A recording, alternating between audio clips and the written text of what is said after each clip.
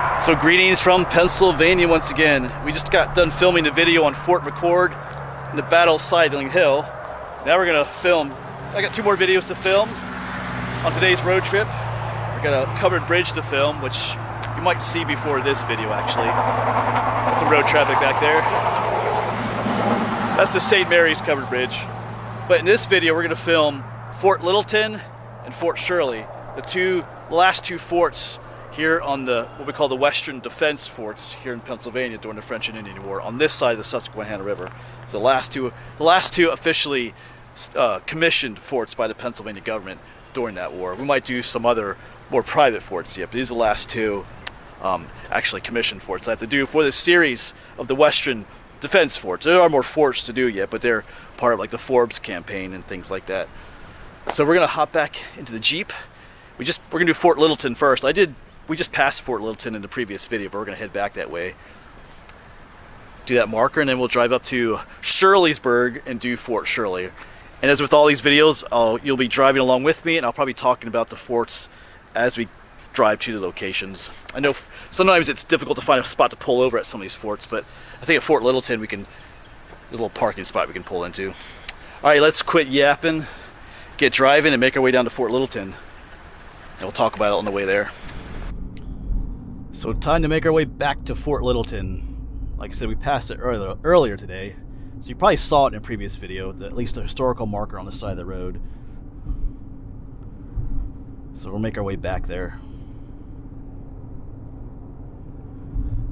So this fort was built in 1755 by a man named George Crohan. Hopefully I said his name right there. If I remember correctly, I think he started building it himself, more as a private fort, but then it was taken over by the colonial government, used as an official fort.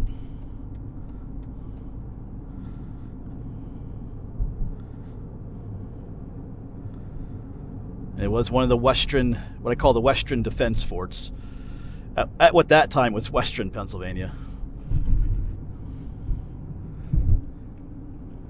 And I'll go ahead and throw a map up now showing you where the location of Fort Littleton and Fort Shirley are.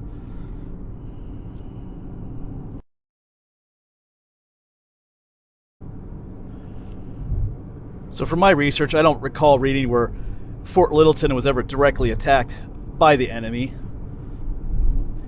And for a time, it was one of the only Western defense forts still being garrisoned by Pennsylvania.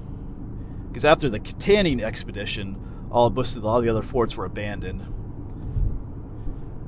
Yeah, there was a point in, was it 1756 into 1757 where a lot of the forts were attacked and burned. A lot of the private forts were destroyed. Fort Granville, one of the official forts, was destroyed and burned. A lot of the soldiers killed, taken prisoner. And the Canning expedition was kind of a response to that. That's when Colonel Armstrong led a bunch of Pennsylvania troops to the village of Canning, which is out in Armstrong County, Pennsylvania, named after Armstrong. And we'll talk about that battle and that expedition in a later video. But after that expedition, like I said, a lot of the forts were abandoned. But Fort Littleton was still manned, at least for a while.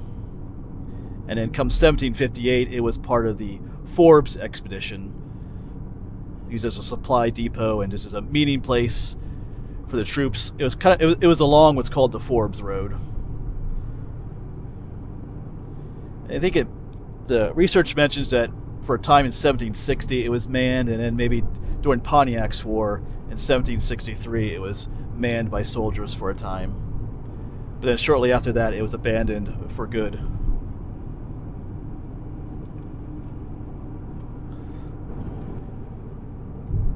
And it is just an absolutely beautiful day to be out filming. Gonna be about 75 degrees today. Today is Friday, April 22nd, I believe. I love days like this.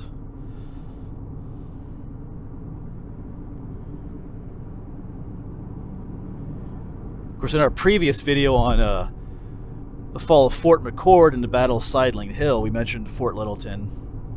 Of course, both parties in that video, Chief Shinga's, his men, and the captives they took, and also the Pennsylvania soldiers that were pursuing them, were following what's called the Raystown Path, an Indian path through the area, which goes right by Fort Littleton, which is also why Fort Littleton was built in that location, because it was on an Indian path, which was used to, make raids into the area where the settlers lived.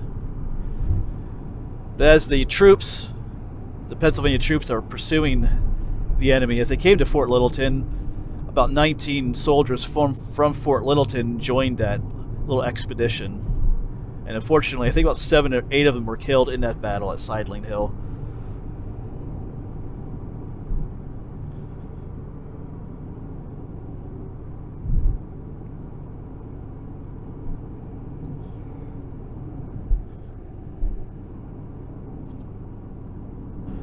Alright, so this is the little town of Fort Littleton, spelled slightly different than the Fort Littleton, the historic fort. So the pull-off is up ahead. I guess I can pull off from this side.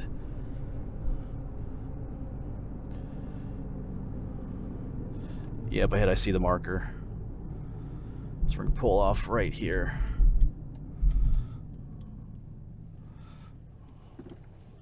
Here we go, Fort Littleton. Alright, so here's the marker for Fort Littleton. One of Pennsylvania's defenses against the French and Indians stood on this knoll, meaning the hill back here, so right up here is where the fort stood. Built 1756 by Governor Robert Hunter Morris. Because we have the newer sign up here then. It's probably say most of the same stuff. Begun in, well, a little bit more actually. Some of the stuff we mentioned. Begun in 1755 by George Croghan. I guess that's how you say his name, sounds Irish. Named by Governor Morris after Sir George Littleton. Of course, the modern day town is spelled with an I rather than a Y in Littleton. The then Chancellor of the, whatever that word is, garrisoned variously by provincial and regular troops, meaning British troops, as well as by local volunteers, until 1763. By 1764, it was reported in ruins. So up on this hill back here was Fort Littleton. I love these historical markers. I gotta get a picture of that one. Yes, I do like those stone markers better than the more modern blue markers. Beautiful little spot to have a fort too. Like I said, once again, this is the Raystown path here too. That's why the fort was built here. All right, so this is modern day Route 522. So we're going to continue up 522, head towards the town of Shirleysburg or Shirleysville. I forget which is offhand. And that's where Fort Shirley was located. Got bugs crawling on my arm. All right, but as always, I'm going to talk with you. We're going to drive together in the Jeep up to Fort Shirley, and I'll tell a little bit about Fort Shirley on the way there. We'll try and visit the historical marker and then get to the spot where the fort itself is located. So onward we go to Fort Shirley. We're just going to keep going up Route 522.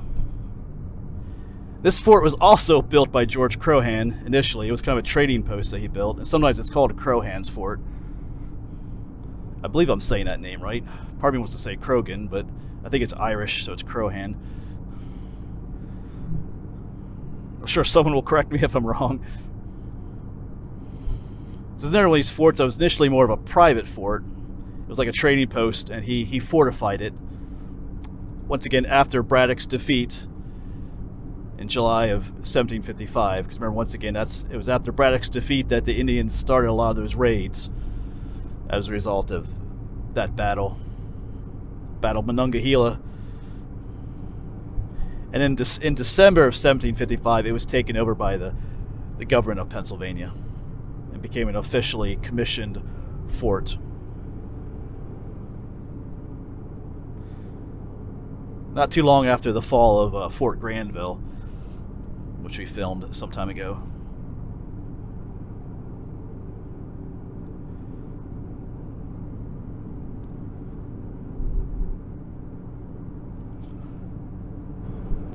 And somewhere along the way here, I'll be stopping to film another video, taking a little detour. I'm going to film the only covered bridge left in Huntingdon County, St. Mary's Covered Bridge. Looking forward to that one. It's got a different design than the ones we've seen before.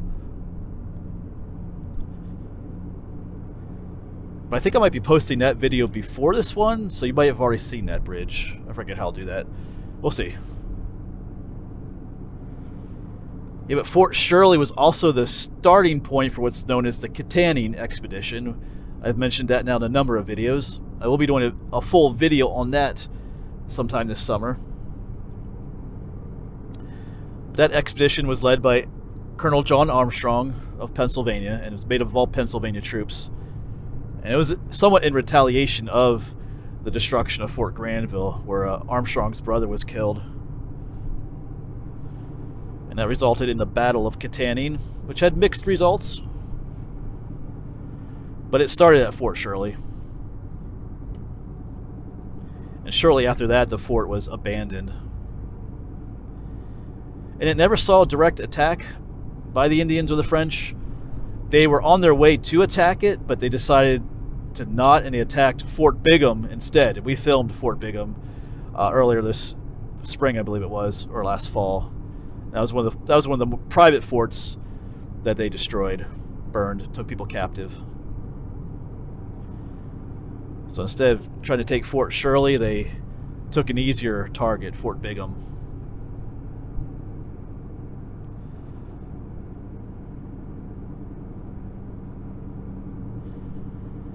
Yeah, we're still on the Forbes Road. There's a historical sign there for the Forbes Road, the Raystown Path. Yeah, so 522 is going to turn north here. Head up towards Fort Shirley. And the covered bridge.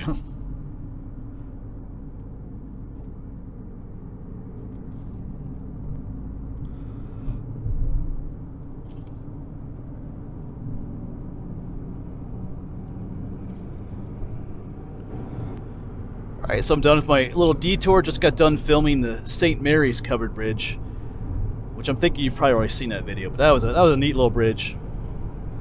Now onwards to Fort Shirley. Parking for the historical marker might be a little difficult. I don't know if I mentioned that. Sometimes they are.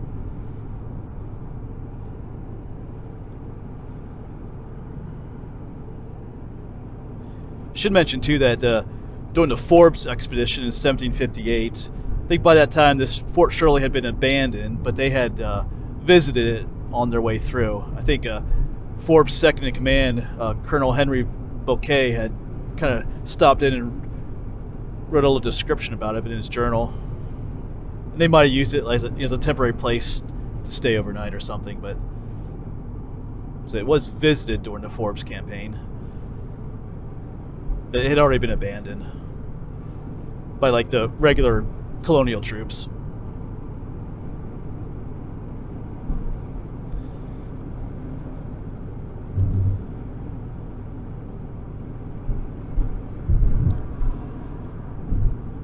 Alright, I'll get back with you once we get into the town there. Alright, we have made it to Shirleysburg. So at the far end of town is where the marker is. We have to turn around and to get to the marker, we'll see. But on the left is where the fort was, back a ways. We'll go up there in a moment too. Off of what's called First Street or First Avenue.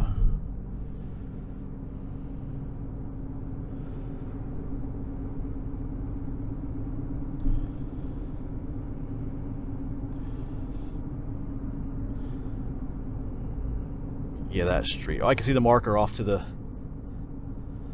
the left there. So I'm gonna try to find a place to park. We'll have to turn around though. Alright, parking is obtained. Don't want to stay here too long though. At Fort Shirley, built 1755 by George Crohan. First a stockade, and a major link into frontier fort chain west of the Susquehanna. Yeah, base for the Armstrong expedition or the Kittanning expedition in 1756. Site on the opposite knoll. Here's the older marker, stone marker. Fort Shirley. Kind of says the same stuff. Yeah, the Indian trader here in 1753. Oh, there's an Indian town here too. At this site of Ogwick, Indian town, he had located his trading post, and here, 1754, Conrad Weiser was here too. The noted Indian interpreter and agent had held a conference with the great Iroquois and Half-King. I'm gonna try and say that name. I didn't know that part. Another chiefs of the Shawnee and Delaware Indians. All right, cool. A little bit more information there. All right, so we're gonna head back this way. Back there's where the fort was located. All right, so back in this area back here is where the fort was located. I'll talk about a little bit about that later. But I got dogs barking at me, so let's get back in the Jeep. The historical marker was just up that way along the street, and the fort was back behind it. Back down, out this way.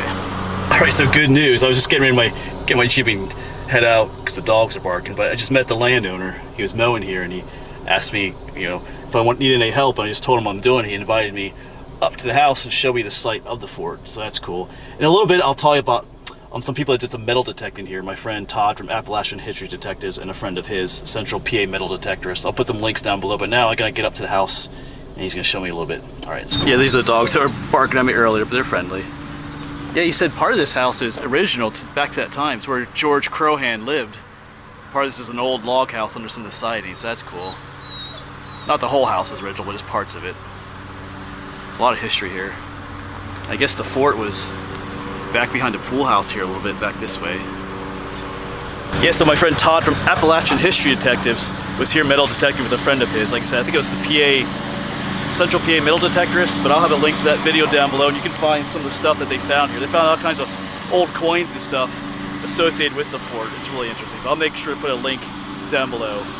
Just an aside, this is private property, so just because they had permission to metal detect here doesn't mean that you do, so it's not an open invitation to just come here. Like I have permission here too. I just talked to the landowner. Just want to throw that out there. All right, as soon as he's done mowing, he'll show us around a little bit. Are you a happy dog? Huh? The black one. He looks a little old. He looks a little grizzled. We'll play catch. Yeah, so we're standing right here on the edge of the fort. It was filled this whole area in here. Right there's the landowner. It extended over in this way a little bit too. It's 120 feet by 120 feet. So kind of went up that way, this whole field, down that way into here. Make sure you shut the gate. All right, I will. So yeah, they found like all kinds of artifacts in here. And back over there, they discovered there were like cook ovens and pits for cooking. They discovered in there all kinds of stuff in this area. So that's fascinating. So when we're walking in here, this is where the fort was. So we're just kind of walking through history here.